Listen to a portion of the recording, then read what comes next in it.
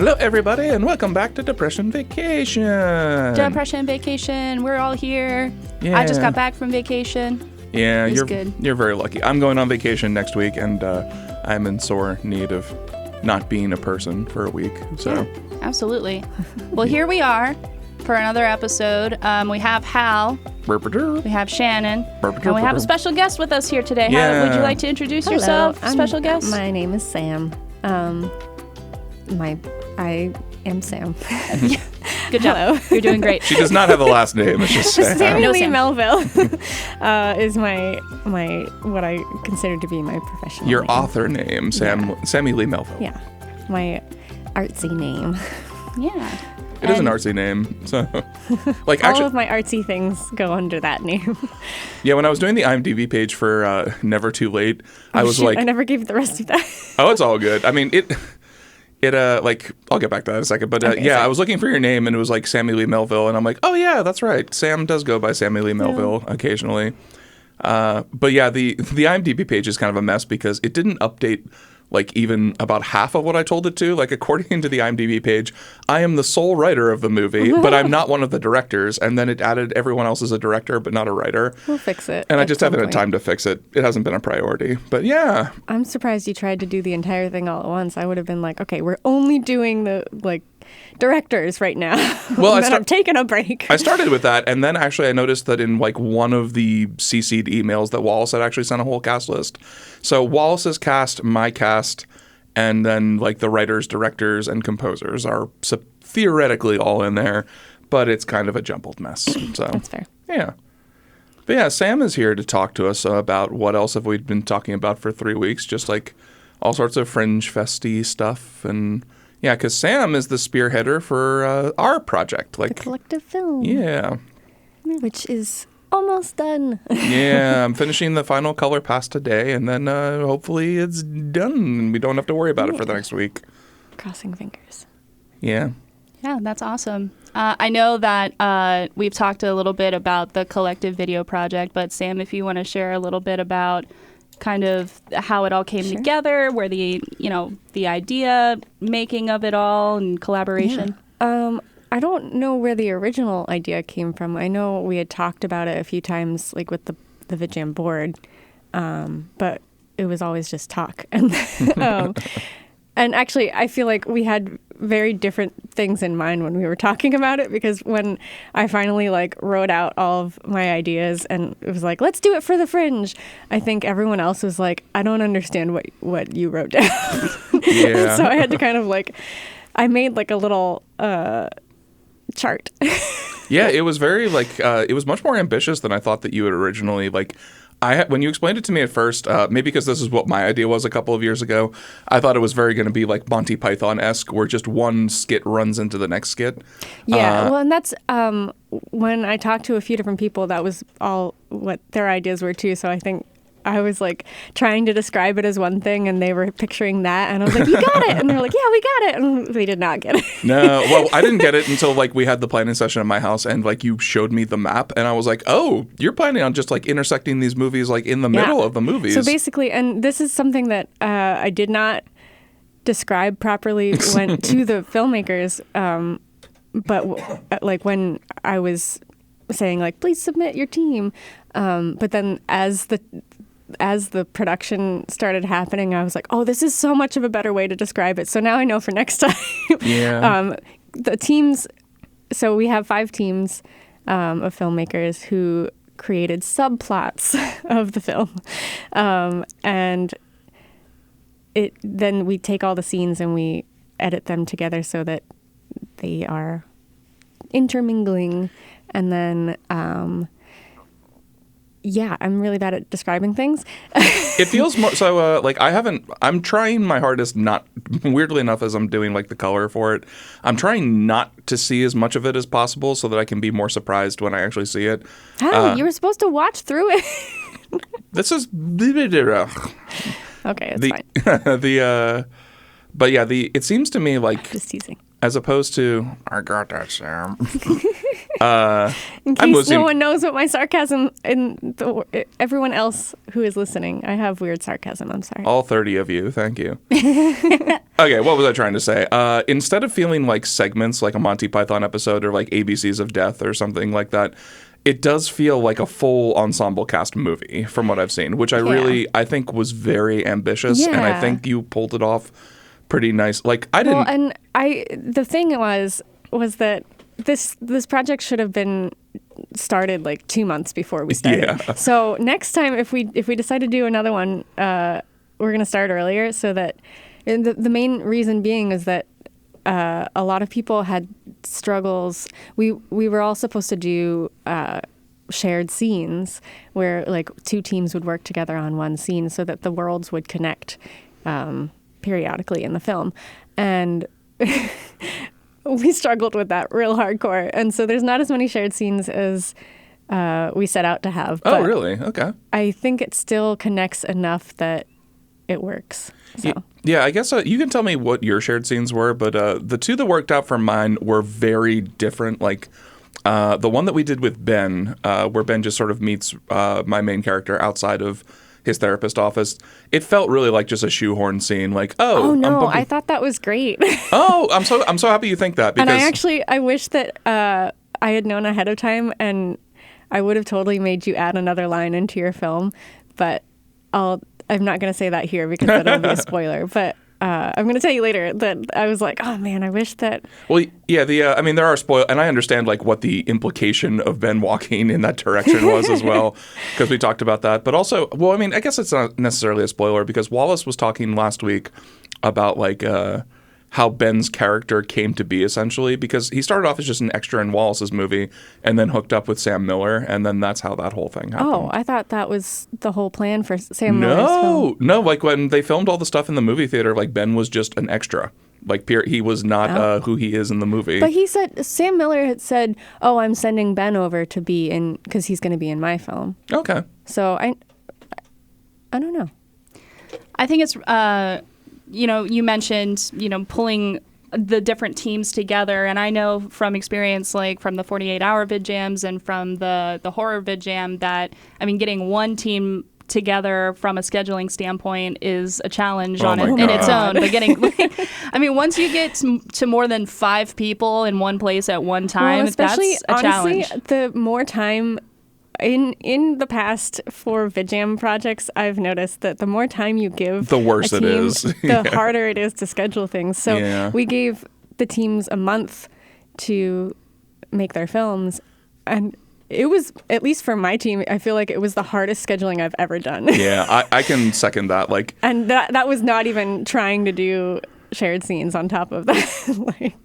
It was a mess just trying to get everybody, because I think people are like, oh, well, we have more time, so I don't have to like reserve specific weekends or whatever. We'll just make it work. And then it makes it so much harder.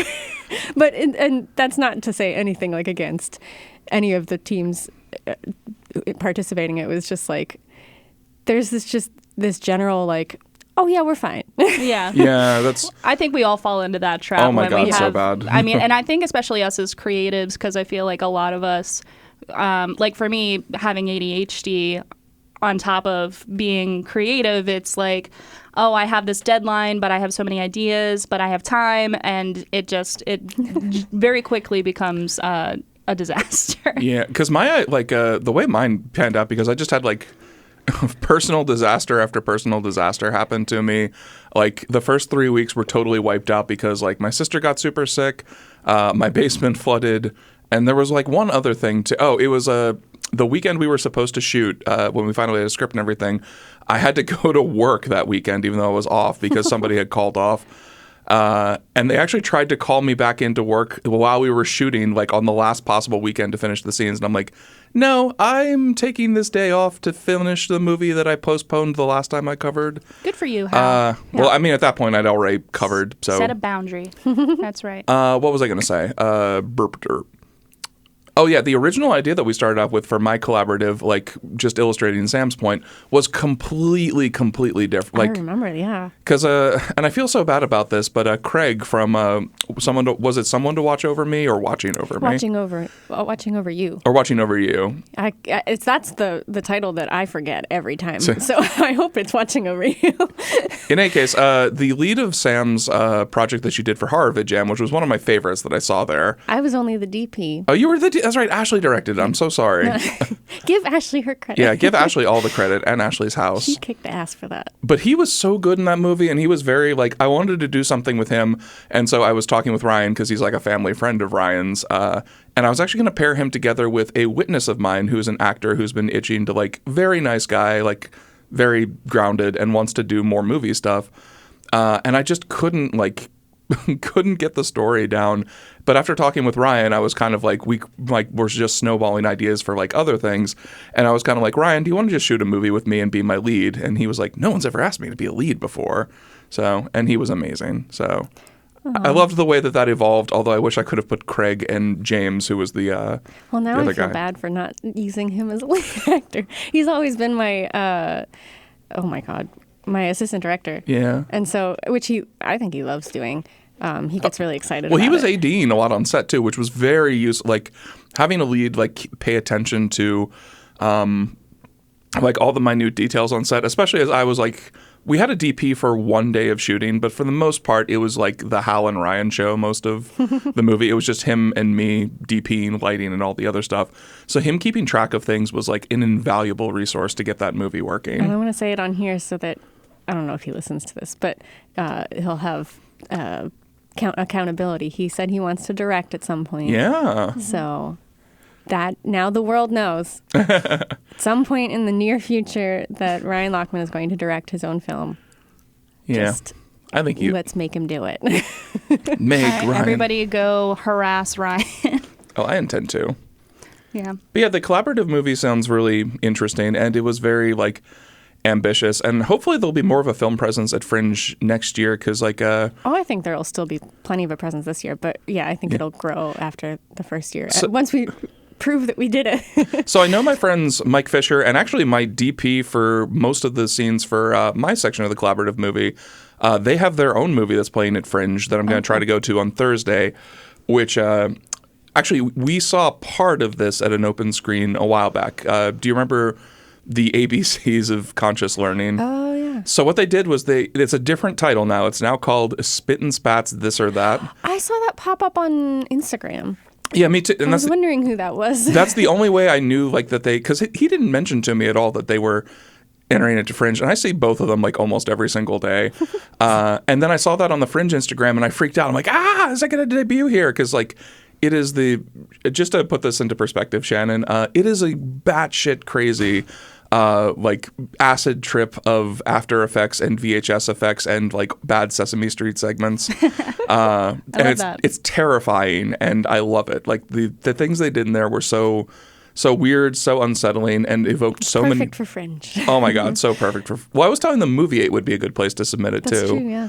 But Fringe is probably wider, I guess, at this point. But Fringe is like meant for experimentation, I feel like. So it works. I mean, Movie 8 is also like very heavily experimental and stuff, but yeah, so they added like, because I was talking to Mike Fisher about this yesterday, and he said they shot like 20 extra minutes of material for it too. So it's like it's like 45, 50 minutes long. So it's about feature length, and it does have 2 screenings at Fringe, which I can't remember the second one. I think they're sort of dovetailing with VidJam on Saturday, but Thursday night is the debut of it, which I'm going to try to go to because I get to work a morning shift that day. Cool. So yeah, I wanted to. I forgot about Thursday. I've planned out what I want to see on Friday and Saturday, but I haven't planned out Thursday or Sunday. I'm going to try my hardest to like, because I'm not going to be around because I'm going on vacation Saturday morning, my Fringe activity is going to be super limited, and I really am going to try to see as much of Liz's show as possible. but I know that runs into the VidJam screening, so I think I'm just going to try to... Well, that's why I'm seeing it I'm not going to... Or you're not going to be there for Saturday. Yeah. So I'm seeing it on Saturday. I'm going to try to go for... I'm not going to be able to see the whole thing, I think, but I think I could see like 30, 40 minutes. And I also want to see Narcisse, because I haven't been there since it opened. It's awesome. It's such a cool space. I love Soma in general. Like, that's a cool section of... Yeah, I'd never really, obviously I'd never walked into that building, but actually... I think it used to be a part of the International House, so I probably may have walked into the building because I almost worked there, but I didn't. But I went in, I think maybe for an interview. I don't remember. Anyway. Yeah, that's when I tell people where Narcisse is, I'm like, oh, it's next to the International House. Yeah. Like, yeah. And they used that I guess what is now Narcisse used to be like an extension of International House was what I was told. It's so cool because, like, are you familiar with the Soma area, Shannon? Not really. So Soma is like, it's where all the lights hang out it's south of Market is, I think, what Soma stands for. I think so, yeah. Yeah, it's like right where my friend Hamza used to have a restaurant around there, so I'm familiar with the area, but it's Hamza had a restaurant? Yeah, they had they had the Delhi Kebab House. It started off I had no idea. It started off as the Citadel. It's been out of business for like 10 years at this point. But that's fair. Maybe that's why I didn't know about it. It's still my favorite Indian food I ever ate. But yeah, the like Soma, it was sort of like in an alleyway, like right behind where El Sol is there. And yeah, Soma had block parties actually for a while too before COVID. And wow. And it's turning out to be a theater district because Narcisse, Gamut, and Open Stage are all within like a 3-block radius of each other. Yeah. Oh, cool. Yeah. And the Forum I can too, kind if of that counts. visualize where I'm you're not talking really sure about. where Soma ends and where downtown begins. I always get confused about that. I think Soma's really just that street, essentially. Yeah, Once you pass, an Open Stage, and Whitaker Center and Open Stage, Oh, too. yeah, Whitaker Center's right there. Yeah. My Yeah. God.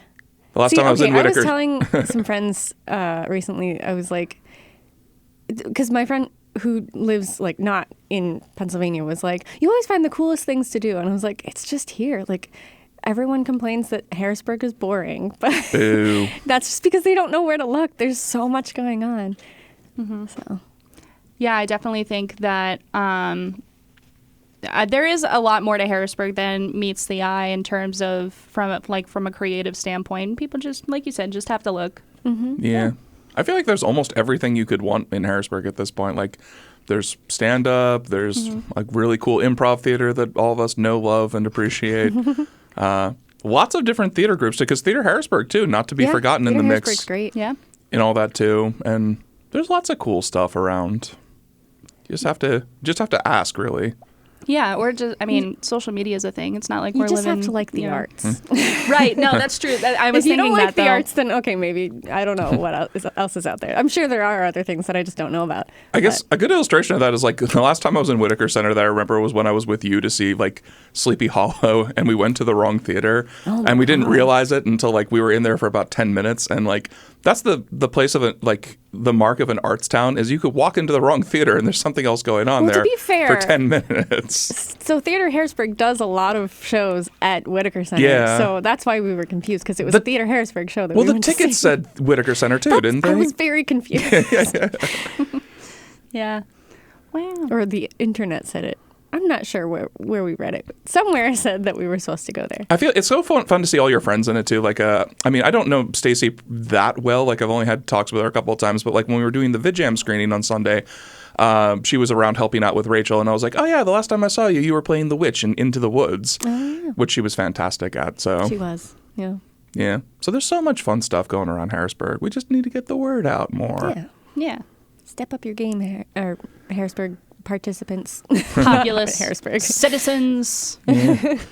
Keep Harrisburg weird, which is the mantra of Fringe Fest. I thought it was do something weird. Oh, it is do something weird. Keep Harrisburg weird was another T-shirt that I saw. That was a Sunday Best thing. Yeah, Liz Was told... it Keep Harrisburg Weird? Because we talked about this with Liz, and Liz told us exactly the same thing. Make Harrisburg weird again. We're trending in bad territory already.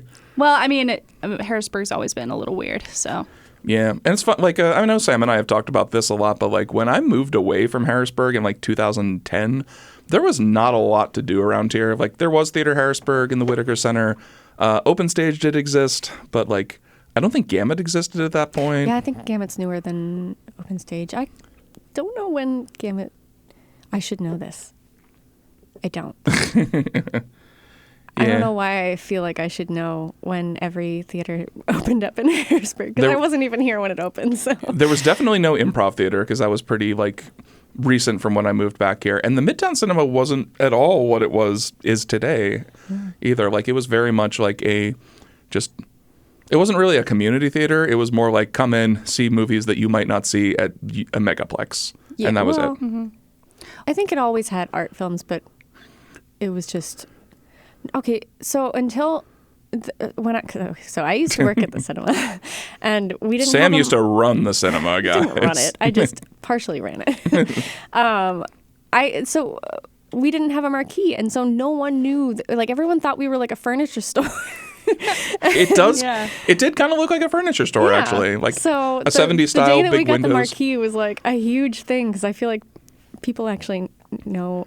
People in the who lived in the neighborhood would walk by and be like, I didn't know there was a movie theater here.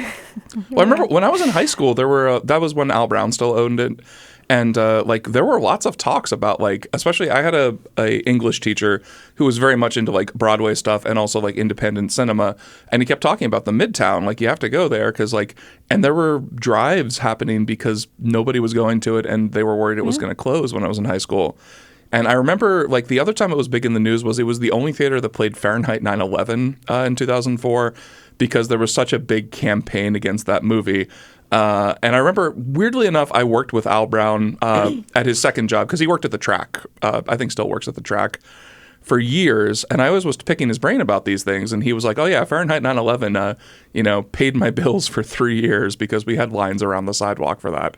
So, and I was like, well, that was savvy. You pick up, it's the perfect theater for something like that. But also you pick up on something the rest of the country is trying to stop from being shown. And yeah. I think it can be really easy to miss things like that if you're not looking for it, like you said. For example, with the community theater that Ryan and I are doing the Addams Family through, had no idea that even Duncannon even had a community theater. I've lived there for 8 years. The only reason I even found it was because I was Googling auditions for musicals, and that's how I found the murder mystery thing. And so it turns out that this thing had been in existence for 5 years, and I didn't even know about it. I forget whether it was Liz Wallace or both, but they were like, didn't know Duncannon had a community theater. You have to be looking for it. And the same kind of thing for me with Midtown Cinema, I had kind of heard about it here and there, but until I got involved in VidJam, I had never really been to the Midtown Cinema. And I think the only movie I've actually, outside of VidJam, actually went to see was when I was working for AMC Theaters.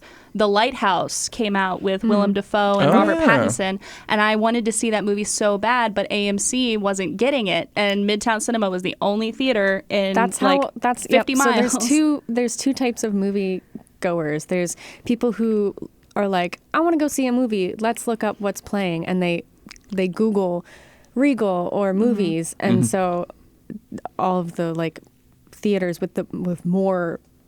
All of the cinemas with more theaters show up first because they have more movies. Right. And so you don't notice Midtown Cinema that way. Right, if you're looking for something specific. Yeah, if you're like, oh, I really want to see The Lighthouse, or you've been following a director and one of their movies is coming out, then you look up the movie, and if Midtown Cinema is playing it, which I keep on saying we as if I still work there. They. You have a connection to the community there. You spent a long time. I still do the reviews. I just don't work behind a counter. Yeah, occasionally I pick up a Berg, and I'll always see Sammi-Leigh Melville in the back of the Berg. So it's pretty much the only reason I pick up a Berg whenever I see it. Yeah. But yeah, so when you're looking for a specific film and Midtown Cinema happens to be playing it, which chances are, that's the type of film that you'll find at Midtown Cinema. Sure, yeah. Then you're like, oh, where's this place? It looks like a furniture store. Yeah. Yeah, the special events... No, it doesn't. It doesn't look like a furniture store anymore. No, they completely redid it. I can see it, though. Yeah. When I look at it, I'm visualizing it in my head, and if you strip it down a little bit, I'm like, oh, okay, yeah, I see that now. It had its own funky charm with those big windows and, the stuff. We put... when we still had... 35 millimeter, we had the big oh god, projector. words are hard. Yeah, the projector, but the spools The reels? The reels, yeah. I got you. I totally I got you. worked We there. all knew what you meant. I only worked there for like a year before we switched to digital, so my vocabulary is blah. Yeah. But we kept those and we put them in the windows and hung posters on them. So we were like, we're keeping film alive. And but then obviously we don't have them. They don't have them anymore. Yeah, the friend that moved out to LA with me was they had projectionist for Regal at that time, and I know, Shannon, you and I have talked about this because like we really sort of ran the place at that point. Like I saw every movie I ever wanted to that for the like 4 or 5 years that Alex ran that, and they were already making the transition like 2009 to 2010 to all digital.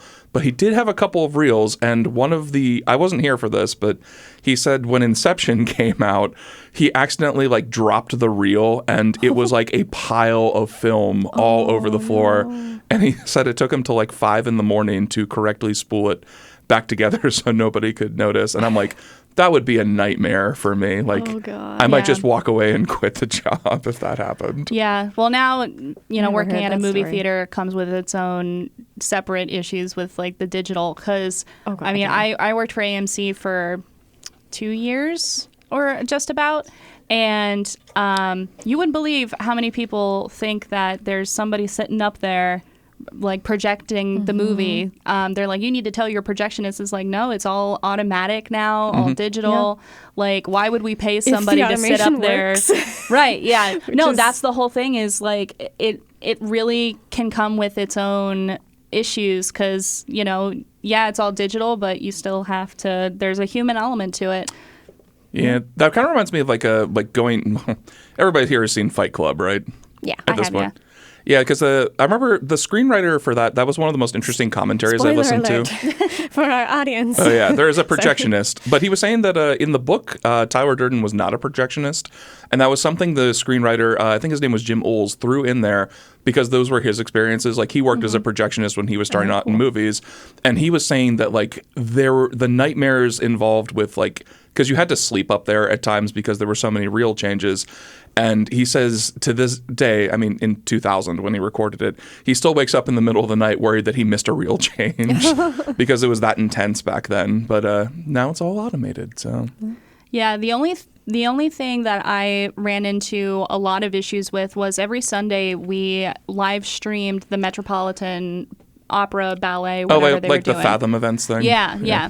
Now, the thing with that was that it wasn't a digital file. It was being live streamed. So one of the theaters had literally a DVR hooked up to it. So you had to, every time we showed the Met, we had to go upstairs, switch it manually over to the DVR for the duration of this 4-hour ballet opera thing. And God forbid you forget to do that because then all the old people are like, where is my dancing people in their tutus? Where is my dancing people? But the other part of it is, too, that those projectors also control the lights. So so you'll see when you go to the theater, you always know when the movie's starting, right? Because the lights go down. Well, now that's all built into the digital program onto the projector. So it tells, and based off of where it is in the trailers and the film, tells the lights what to do. But the DVR didn't have that. So not only did you have to manually switch it from the projector to the DVR,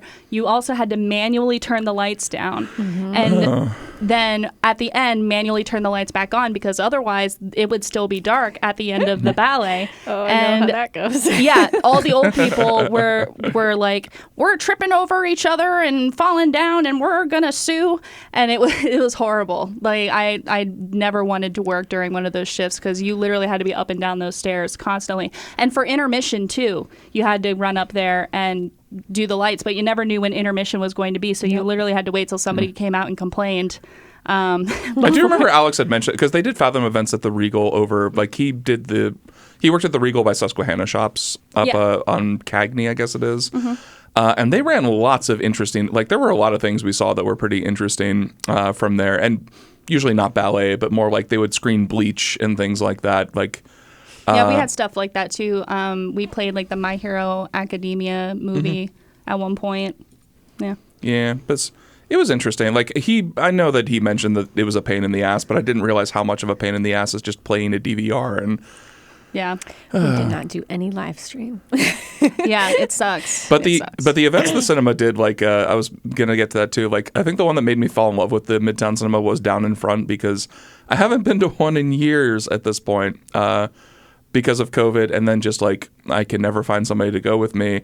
But I think Down in Front is one of my favorite events I've seen there. And like some of those movies, like I think specifically Samurai Cop was one of them, but just like some of those had me laugh so much it broke my funny bone for a while. Can you, for our people who don't know what Down in Front is, explain what Down in Front is? Sure. Do you want to take this, Sam, since you were the leader? Oh, no, you go for it. I was not as involved. I don't think I ever like was in Down in Front. And you did it a couple times. I've never. I lobbied to do it, but nobody was ever interested in letting me do Down in Front. Wow. I really wanted to, but nobody was interested. So, Down in Front is like a live Mystery Science Theater, essentially. Like it's always Stuart, Matt, and Jenny, if they're available, are always like the three staples, right? Mm-hmm. And then they usually get a guest. Like I've seen Toby there a bunch of times. Allie, former podcast guest Allie Jacobs, was fantastic. She did Samurai Cop, which still killed me. Tyler Chick has done it a few times, I believe. Did I say Toby too? Yeah, you did. Yeah, Toby's done it a bunch. Just basically any improviser in the area that knows the core three. Yeah. But it's so much fun, and like I've seen so many like movies there I never would have seen otherwise. Like for Pride Week, this was, I want to say like 4 years ago, they screened a movie called Ben and Arthur. Did you see this one, Sam? Mm-mm. Oh my God. It was so like Stuart described it as being like The Room for the gay community. And it's so bad. It's this very like earnestly made melodrama about like a man and his boyfriend trying to like get married in Los Angeles, and his incredibly religious brother trying to stop them by horrible means, like murder, beatings. Gosh. It's shot on like bad camcorders. He cast all male porn stars except for himself, who he's the star of the movie. And he's also he's a Penn State grad, which is how they found out about the movie to begin with. That's, I feel like, that's saying something. If he's the only cast member who wasn't a porn star, it's just like... And it's so evident because I want to be around a bunch of porn stars and just act with them. Well, actually, so have you ever met James, this is his real name, James Dean, through the film community around here? Like, I don't think so. He does a podcast with Chris Rupert, and he actually just finished shooting, is almost finishing up his second feature, which is called Triple Xmas. Oh my good Lord. You had to have seen this somewhere through, because Chris was working on this for a while. No, I haven't seen it. Yeah, it's a horror comedy about like some sort of like demon invasion at a strip club.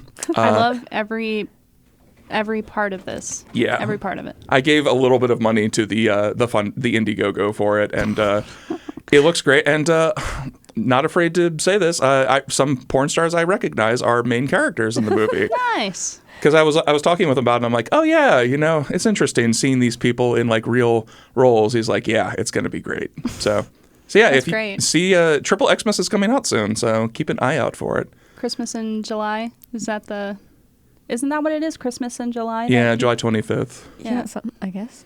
I don't know. I guess it is July. Yeah. Officially now. It's July 2nd, today. Oh yeah, because I got my Hearthstone rewards yesterday. Oh my gosh. But yeah, getting back to July already. I know. Getting back to Down in Front, I'm trying to think of other memorable ones. The Room was strangely enough not that funny.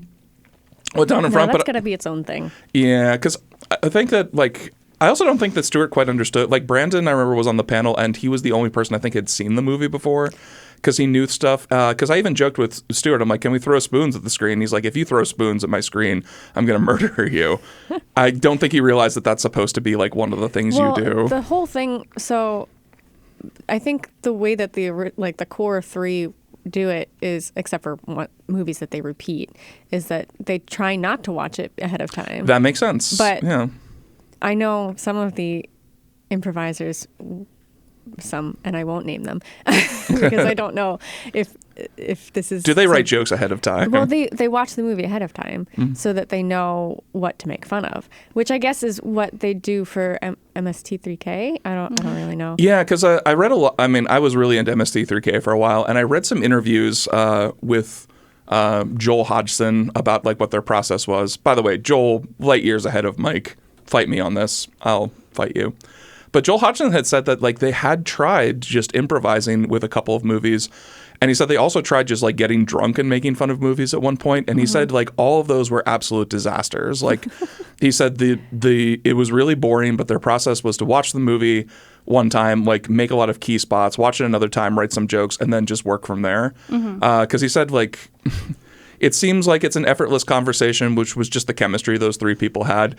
But really, it was a lot more work than it looked like. Yeah. So, and that's, I don't know, I'm not naming names because I don't know which is, I think that the goal of the core three is to just improvise it. Yeah. So I'm not going to, yeah. But I think both ways work well, depending on who's doing it. Like, Yeah, they can. I think something that I like to do is I always have these little inside jokes with myself with movies. So when I make other people watch the movies, like I've gotten Ryan to commit to at least one movie night a month because he's not a big movie guy. He just doesn't have the attention span for it. But what I'll do is I'll tell the jokes while Ryan's watching it for the first time, and then he laughs because they're funny. And so, this is how you get Ryan. Yeah. Yeah. So, I mean, I love MST3K. It's one of my favorite things in the entire world. And so I feel like I've heard of Down in Front before, and maybe somebody mentioned it to me because they know that I love that kind of thing. Do you and Ryan want to go to a Down in Front with me sometime? Maybe. Now you have someone to go. Yeah, that's exactly the whole point of this podcast. Ryan will only go if we make him, but I'll definitely go. Woo, let's do that sometime because it's every second Friday. I'm going to just throw that promotional thing out there. I don't know, actually, because all I see now is occasionally it'll pop up like on my I think it's on my phone. Maybe it's not every month anymore. I don't know. I thought it still was.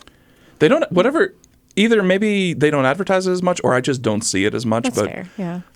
But yeah, the list of movies I've seen there that have become near and dear to my heart include Samurai Cop. Ben and Arthur was one. As a quick side note, though, I did try to get my family to watch Ben and Arthur with me because we all love bad movies. And my sisters, like halfway through, were like, I feel bad laughing at this because it was like an earnestly made movie about actual gay problems at the time it was happening. And my response was kind of like, I was told this was something they make fun of in the gay community, which is not a good response there. But Silent Night, Deadly Night 2 was also one of my absolute favorites. Trying to think of other good movies I saw there. I feel like Manos is a repeat. Manos I've seen. I saw that one time. Hands of something. Hands of Fate. Hands of Fate. See, similar to The Room, Manos has to kind of just be its own thing. Like, because nothing, no disrespect to the Down in Fronters, but like the Mystery Science Theater episode with Manos is probably the most famous one. And whatever jokes they made there are probably just the standard jokes against that movie. So that's fair. Same with The Room. It kind of just has to be its own thing. Although Troll 2 was very funny when I saw that for a Down Front. Oh, Troll 2. It was longer than I remembered it. It was like a 2.5-hour movie. Oh, man. I think it's a podcast out there that you might have heard of, the God Awful movies. No, never heard of it. It's very similar to what we're talking about, and I haven't listened to an entire episode because the format, as far as I understand it, is a little odd because they're watching the film and they're commentating on it, but it's a podcast, so you are just listening to it. While it plays. Yeah, so it's a little weird, but I was listening to part of it because so do you hear the film in the background, or do you just hear them talking and you're supposed to like play it over? I think you're supposed to play their podcast in conjunction with the film. So it's like Riff Track, because this was a major.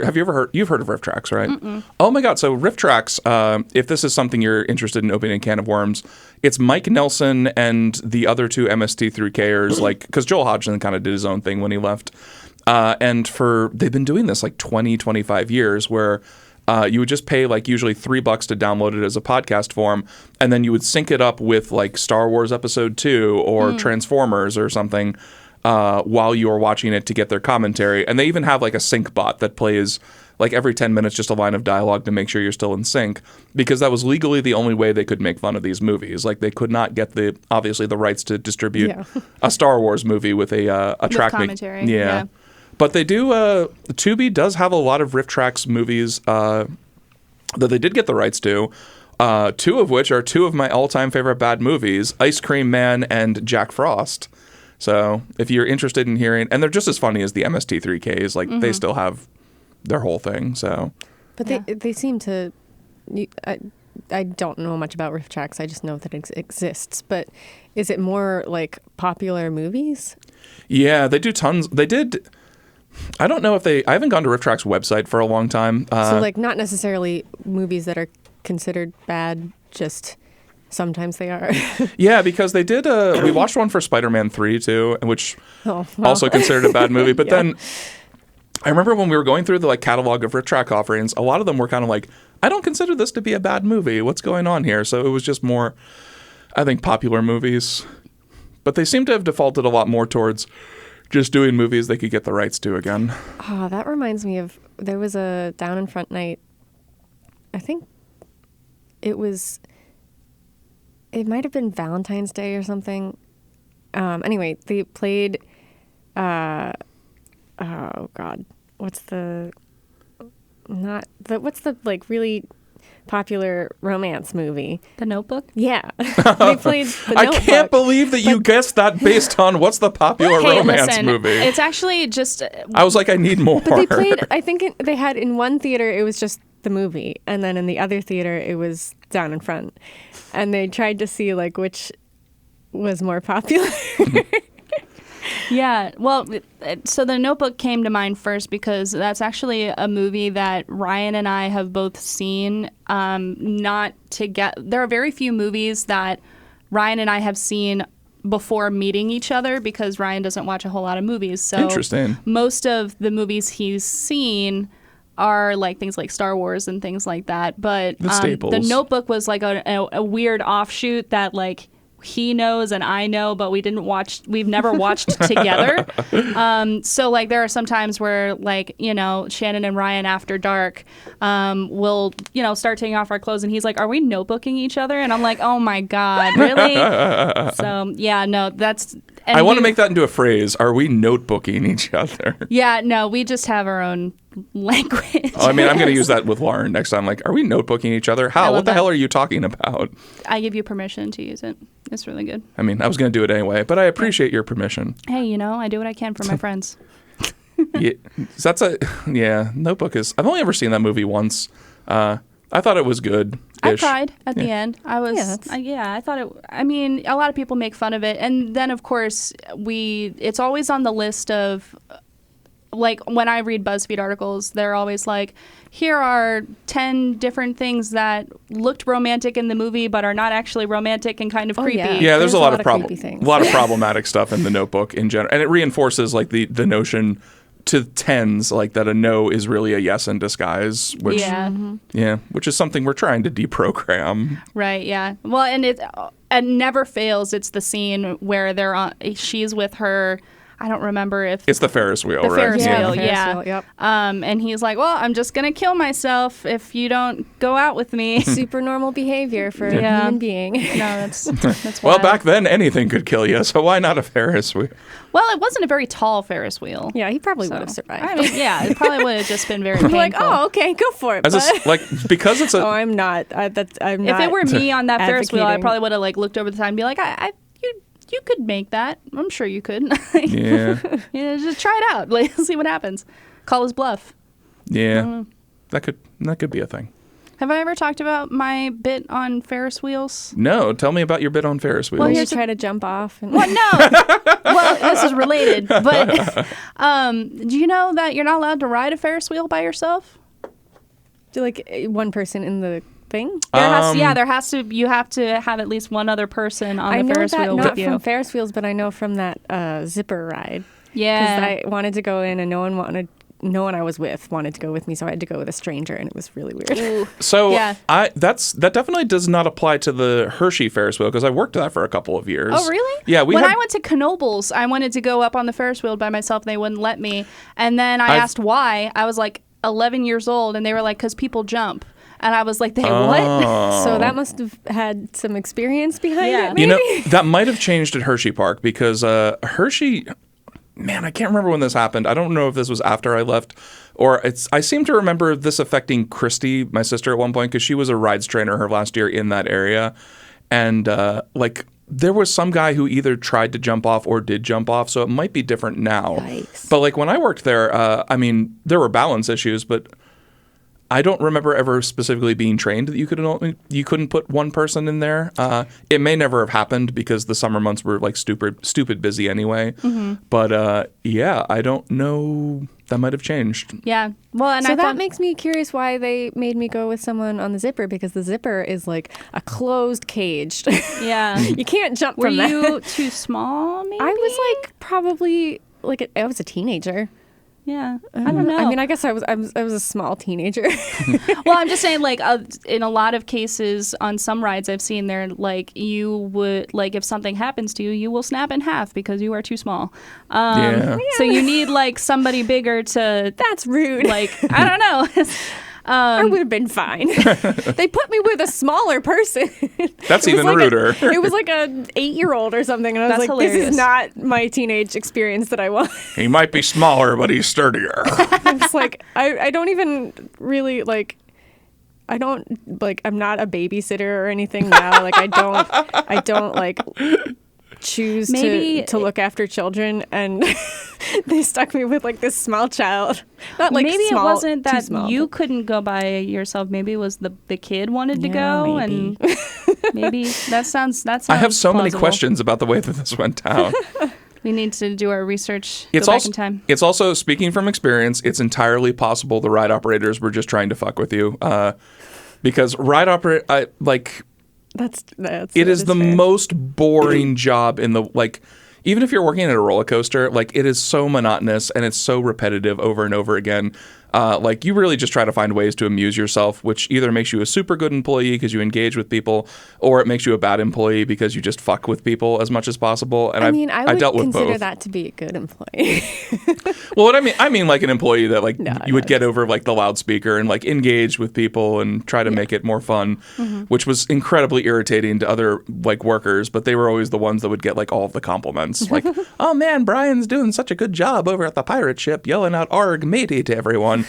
And meanwhile, everybody at a 3-ride radius is like, man, you got to talk to Brian. This is just driving me crazy. If I hear him say that one more time.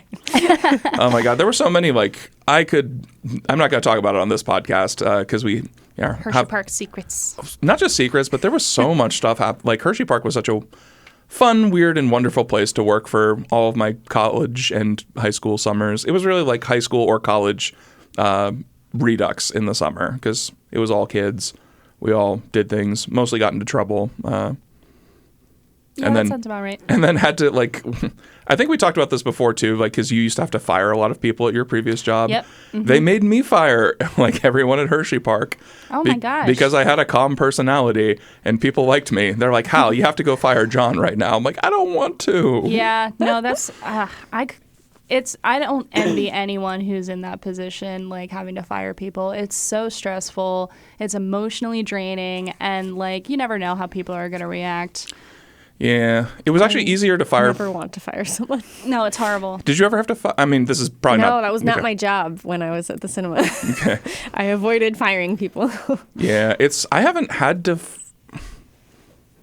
I don't think I've had to fire anybody since I left Hershey Park, which is good. I had to demote people, which was worse almost because it was like, hey, you are not doing well at this job, so would you like to accept this position that you did not accept and live here and be incredibly like humiliated? Yeah, no, I completely understand that. I have never had to have that conversation with someone, but I like know people who, like in past companies I worked for, they were like, yeah, this person was a manager, but they weren't really cut out for it, so we put them into this position. And so it's like weird when you're a manager, like interacting with that person because it's just like, oh, like I'm telling you what to do and you probably don't have a lot of respect for me. And no, it's super like, I remember the one in question I'm thinking of is like the last year I was working at WITF, we had a friend of mine start as a director because directors were very hard to find and he had a lot of experience doing it. The lottery is a very hard, very specific minute and a half to direct. And over the course of 5 days, they decided he wasn't getting it and I had to demote him to camera, which he eventually became a director because, you know, it takes time to learn it anyway. Yeah. But it was very much at the whims of this one other director who was just kind of like a selective hard ass on certain people. Like certain people he loved and then certain people he would just complain about. He got a couple people to quit actually while I was there. And I had to take more than one phone call being like, man, if so-and-so doesn't get off my back, I'm leaving this shitty job. And I'm like, I get you, but I get that it's not a huge job. So if you need to do your own thing, I'm always the person who has to play peacemaker, and I hate it because there's at least one person who does not deserve peace in that situation. Right. Yeah. Sometimes both. Yeah. Yeah. So Sam, what else do you want to talk about with like?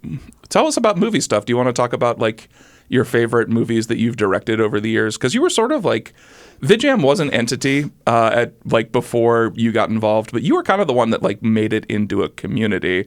That's like, not true. Well, no, you started all those film meetups because when we were talking about like old Midtown cinema, I didn't start like the challenges or anything. No, but the VidJam stuff like that sort of coalesced into the community, and they sort of like both like VidJam was, in my opinion, it was kind of just a series of like challenges a couple of times a year, and then you put together all the film meetups, which is where I actually got to know people. I haven't scheduled a meetup. Well, actually, in a couple months. There was somebody, I forget who this was, but somebody was asking me like if this was just competitions or if we did other things. I'm just terrible at this. I used to, and I still should be, the one scheduling the meet. It was like monthly meetups. But yeah, it was. I started the meetups apart from VidJam because I didn't know really about VidJam. I just wanted to.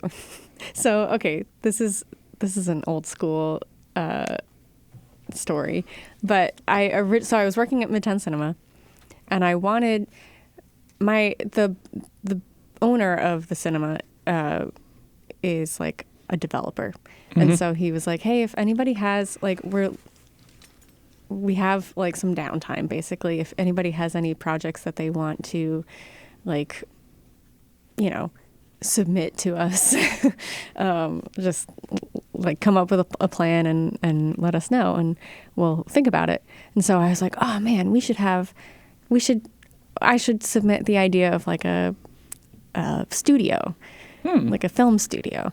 And so I tried to like put together a plan, and I didn't know what I was doing.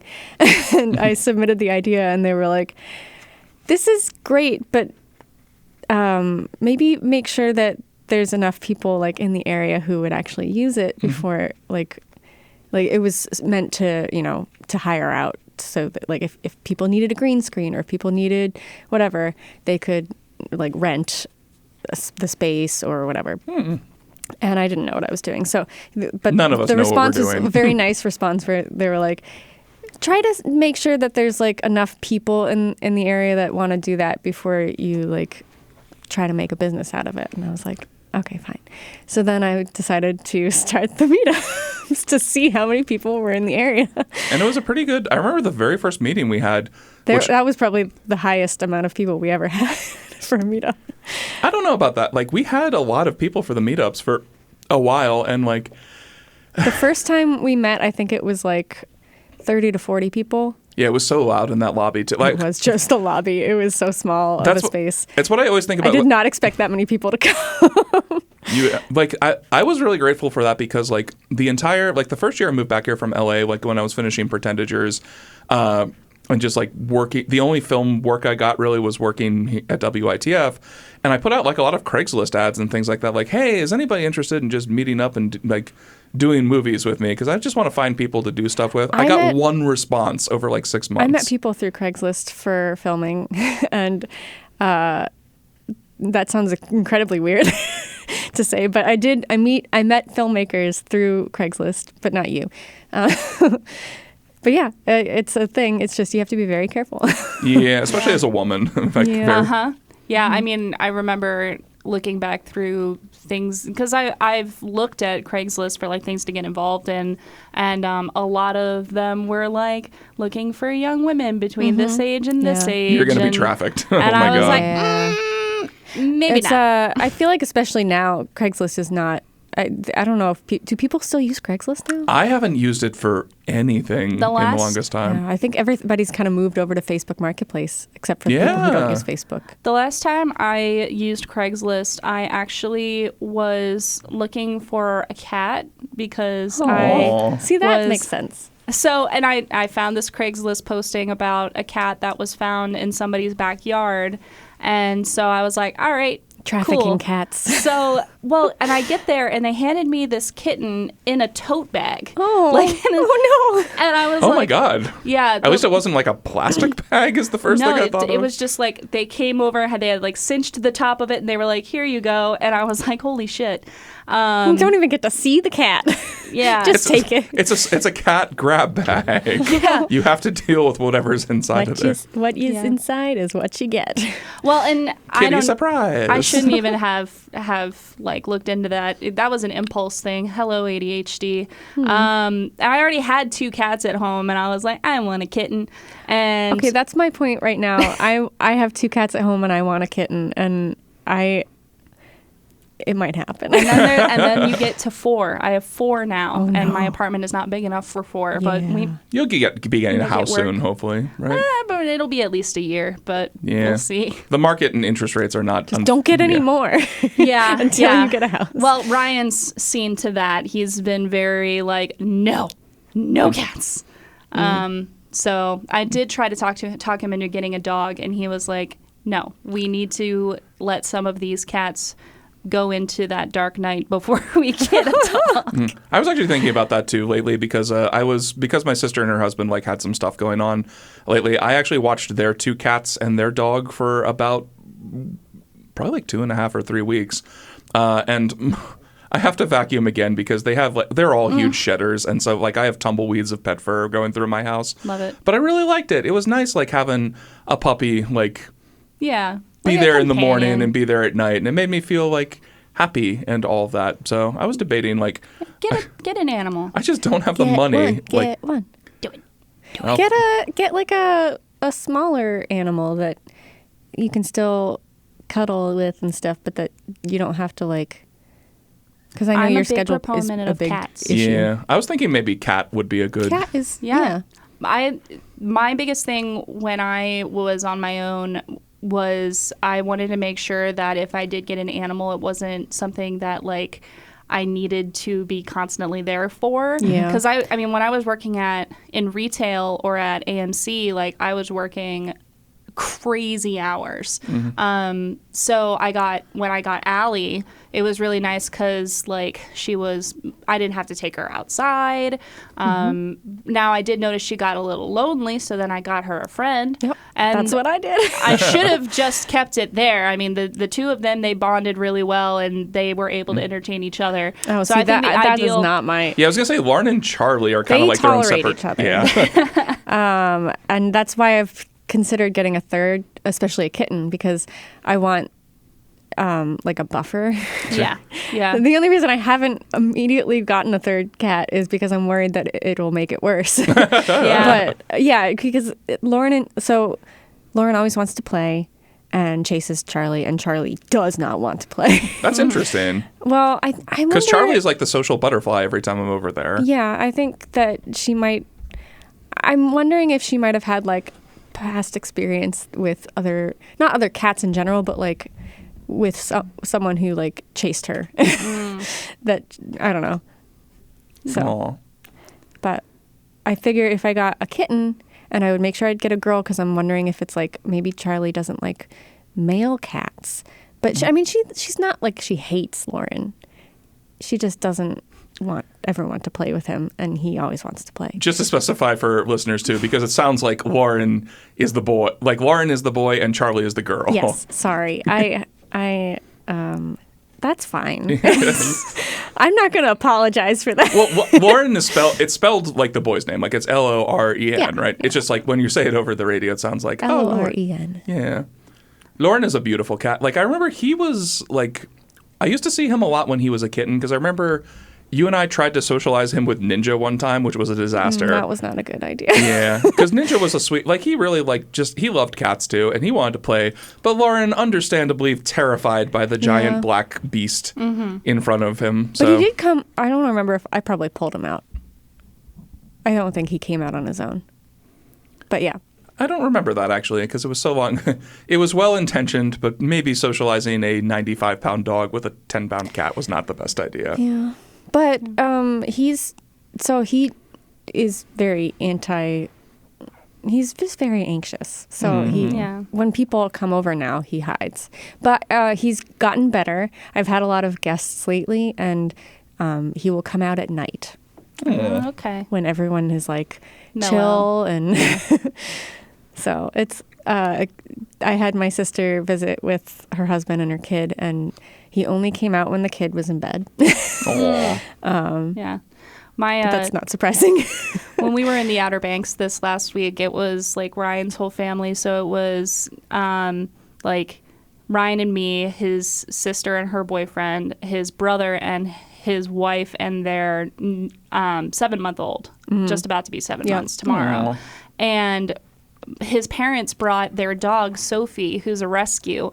And Sophie is scared of everything. Literally everything. And so Caden decided this past week to get really good at crawling. And Sophie was, I mean, it was really weird at first because, like, she would lay there, let him crawl up to her, and then he'd grab her tail, and she'd, like, look at him and then realize what was happening and then go, no, don't do that. But she also apparently loves the beach. She was, like all up in the waves, like getting into the water. Like, she was the happiest camper in the whole world. And she gets terribly jealous when Ryan's parents show Caden attention. Yeah, that happens. And so, like, anytime they were trying to, like, change him or hold him or play with him, she was all up in their business, licking on Caden and, like, giving him little love nibbles. And they were like, don't bite the child. Yeah, that was fun. So my niece is, well, when she visited, she was 8 months. And Charlie would come out. Charlie would, like, an 8-month-year-old is still learning about animals. And so she saw, every time she saw any animal, she would just be like, like, just scream. And so when Charlie would come into the room, Charlie would be like, hello. And Lucy would be like, and Charlie would just be like, what the hell is going on? And just, like, immediately, like, freeze up and, like, tense. And then after a few more, she would, like, run out of there. But she at least came out. Right. At home, they have a German Shepherd who is huge. This dog, like, that baby could ride that dog into battle. It's crazy how big that dog is. Like, we'll all sit down to dinner, and all Charlie, the German Shepherd, has to do is, like, lean his head on top of on the table and just grab whatever he wants. It's crazy. Ferocious fellhound. Yeah. And then they have another dog. Her name is Bernice. We love her. And she's this big old goofy, I think she's a yellow lab. And so Caden is really used to the German Shepherd, like, being all up in his face and just, so he's really used to dogs. And but Sophie has just been so, like, weird around Caden. Like, she goes between, like, loving him and being terrified of him, like, crazy. So, in the realm of other fun pet stories too, the 3 weeks that I had Cooper and the cats, Lauren, Hal's girlfriend, not the cat. There's too many names that are recycled here. Too many Charlies, too many Laurens. Yeah, so her little dog Gimli, who's a sweet little 10-pound Pomeranian poodle. I love him. He's an amazing puppy. Cooper is the most docile and like submissive dog you'll ever meet. He's 100 pounds, a giant golden retriever, and all he wants you to do is love him. And so, but Gimli is incredibly confused because Cooper submits to him and just like, so, like almost scared of this little 10-pound dog. And so Gimli's always kind of like, this is a trap. Get away from me. It can't be possible that I'm the dominant dog in this situation. And so like, I think like Gimli like growled at him a couple of times because I think he didn't understand why this giant thing wasn't trying to assert dominance over him. Oh my God. That's kind of funny. Honestly, though, like, I can't think of times when Pomeranians usually aren't the dominant dog in the situation. Because those little bastards are just so, I don't know, they got so much confidence. Yeah, I agree with that. I don't know.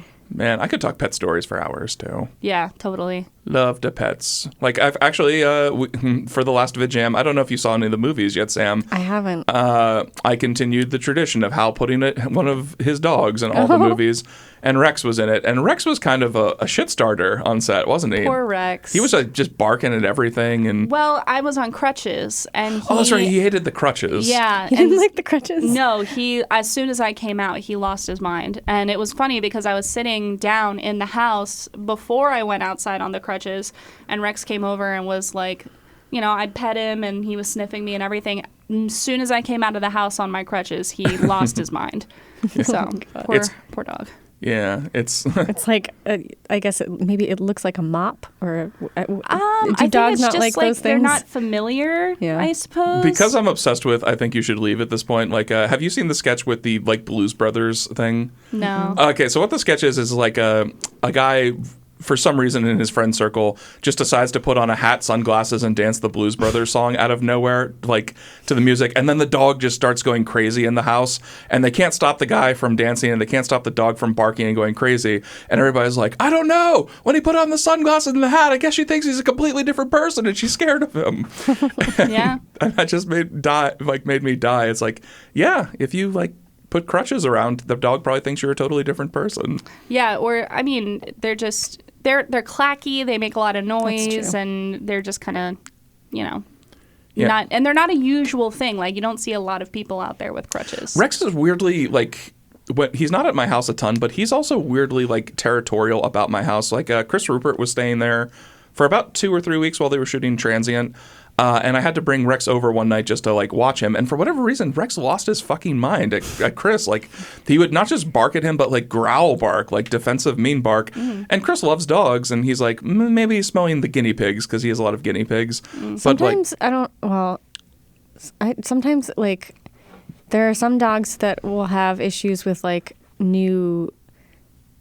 Not that you're not a man, but like different, like stranger men, and is less fine, like more fine with, like it depends on the dog and like the past. I don't know if Rex had a previous owner. No, Rex actually, like, that's part of the problem with him is that my parents adopted him when he was only 8 weeks old, which they should have waited another 4. So he can't remember any other owner, and he's unusually bonded to the 3 of us, which it's very sweet, but it does cause some anxiety. Like, whenever I dog sit for him and my parents are out of town, he's always a little bit more anxious, and like he'll be anxious with the dog sitter next week because he's not used to not one of the 3 of us being around. That's fair. But yeah, I'm trying to think. Oh, poor Wallace too. Like Wallace had to. Like, when he was shooting his VidJam, or the Collaborative Project movie, I was at work, and he ran out of, like, batteries at one point. So he was just like, can I borrow some batteries? I'm like, yeah, they're fully charged. Just because my spare key was not out, he had to go over to my parents' house and get their spare key. And for whatever reason, Rex just went crazy on Wallace, like, as he was trying to get the key. Which, he's met Wallace, and he knows him. And for whatever reason, him just, like, knocking at the door just set the dog off in a way that they couldn't, like... Weird. Yeah. Doggies are weird and wonderful. Yeah. But yeah, so we're approaching like the end of our hour and 15-ish minutes. Sam, since you are our guest, what do you have coming up? You can, besides the Collaborative Project, do you have anything like improv groups playing soon? Solo still does shows, right? Solo still does shows, yeah. We have a show next weekend. Okay. I don't know. I am working on a lot of projects that don't have end dates, which is not helpful for talking about what's coming up. Do you want to talk about those projects at all, or? Sure. So I'm working on a musical with Charles Tucker. I love musicals. We've been working on it for like 4 years. I don't know how many people know about this. I think you mentioned this to me. Yeah. It's like 95% done. It's just the one song that we're struggling with. This should have been a Fringe piece, I feel like. No, it would have been more than an hour. So, oh, okay. There's, I think, 15 songs. And it's like choral a cappella. So That's cool. yeah. It's about a woman who like sees and hears her own personal chorus that follows her around and like sings her own soundtrack. But it's like negative. Oh, no. It's basically like supposed to be like a symbol for like mental illness. So she's like dealing with all of this while she's trying to live her life, and they keep on preventing her from being able to hear things and preventing her from like doing things. And so it's, I don't know if that's a good way. I really need to work on my really elevator pitch. Yeah, do you have plans to perform it anywhere when it's done, or? We want to submit it to places. Neither Charles or I have like play producing experience. So we thought about doing it for the Fringe, and then number one, that, and number two, we weren't done, and number three, it would have been probably too long, and also it would have been like 2 shows for a lot of effort for 2 shows. Well, just putting this out there, if it ever was to like have a preview weekend at like Open Stage or Gamut or something like that, I absolutely would be there because I'd love to see this. Yeah. I'm hoping, I'm not gonna like hope that one of them will pick it up, but we probably will submit it to them and see which theater might be interested. I don't know. I'm hoping one of them will be, and if not, then we'll figure something else out. I think you could find a theater, especially around here, where like people know and love Sammi-Leigh Melville. I'm pretty sure you can find just somebody. Convince them with my wiles. Exactly. Wiles are good. Yeah. Yep. Yeah. How about you, Shannon? What you got coming up besides you have Addams Family, right? We have Addams Family coming up. That runs the 21st through the 23rd. It's becoming very, very clear that I will not be able to be on stage, but you'll be able to hear me because I'm one of like 3 soprano ones. So they needed you. Yeah. So I'll be backstage singing probably, but Ryan will be on stage. So yeah, we got that coming up, and hoping to, now that I can drive myself places, do some other things, maybe go back to stand up and, just get back out there, Yeah, stand up is something I've been like trying to get more into too, because my main thing coming up is other than again the collaborative project, which is going to be this weekend, Friday at 8 p.m. and Saturday at 4:50 p.m. at the Midtown Cinema. I'm going to be in the last round of Harrisburg's Most Hilarious. I think that's what the contest is called, at the Harrisburg Comedy Zone. And you can catch me there 7 p.m. on Saturday, July 15th. It'd be very helpful if people wanted to come out and cheer for me and make me look funnier than I am in reality. Totally. So I did not waste $20 on submitting for this contest. Yeah. But I'm excited for it because it seems like we get decent crowds at the open mics, but I've never played for a crowd like what that's like the packed house at the Comedy Zone, and it seems like it's going to be more towards like better attended than the other ones. So yeah, that'll be good. So I'm looking forward to doing that and hopefully making it to the next round. I don't think I'm not delusional. I don't think I'll make it to the end, but it would be nice to just make it to round 2 for an encouragement. Yeah. How many people do they like eliminate? Oh, there are 60 people in the first round, Sam. Over a period of 4 nights, I believe. Holy Maybe 5. crap. It's a lot of people. They were only going to be 50, and then they extended it to 10 more because there was more interest. Wow. So. Well, that'll be really interesting. So hopefully I'll get to come out and see some of that. Yeah. Yeah. But yeah, other than that, we've had a fun time talking about stuff. This was a more happy episode of Depression Vacation than we're used to. Sorry. Where we Ryan just talk would be about proud. where we No, just don't. talk about pets. The whole thing And is movies. supposed to be the Depression Vacation. Ryan gets on us all the time. He's like, you guys are depressing. Yeah, well, we can't afford a vacation, Ryan. Maybe it should be called Give the us Depression. more than an hour, then I'll get into the depressing stuff. Oh, it's an hour and 13 minutes. Oh, Yeah. whatever. Oh, well. Do you want to get into depressing stuff? No. We've been writing an hour and a half for the last couple of episodes because Wallace and Liz can talk, and it's awesome. We love it. Yeah. Yeah. But anyway, for Depression Vacation podcast, I've been Hal. I've been Shannon. I'm Sam. In the present tense, yeah. I've been Sam. No, you can do it whatever way you like. yeah. I will be Sam. I am still Sam. Hopefully you'll still be Sam next week. Yeah. You never know. And have a wonderful weekend. We'll see you next time.